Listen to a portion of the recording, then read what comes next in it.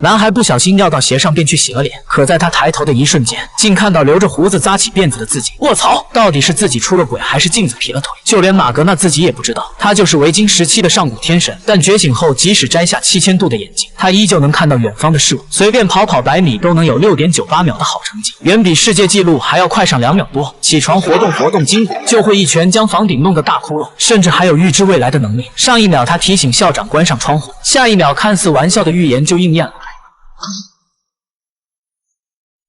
原本他是患有读写障碍的 loser， 屡次蹲班后只能和弟弟在同一个班级上学。周末他与唯一的好友爬山，两人进入了小镇后山的禁地。可随后他就收到弟弟发来的母亲出事的信息，然后他的手机就没电了。于是他想都没想，风一样的向家跑去。可他不知道的是，这次的分别将会是他和好友的永别。当他回来看到母亲正在做家务，才知道自己让弟弟给耍了。等他再次向山上出发时，山上的伊索并没有等他，已经乘坐滑翔伞急促而下。但马格纳却顿感不对，滑翔伞如同无人操控一般，径直向小镇的高压电线冲去。根据事故发生的位置，他找到了好友，同时赶到的还有鱼图工业的老板威达。经过威达的抢救，确定伊索已经没有了生命迹象。这个结果却是马格纳始料未及的，唯一的好友离去，自己竟什么也做不了。悔恨的他随手拿起锤子，发泄情绪的向外劈去。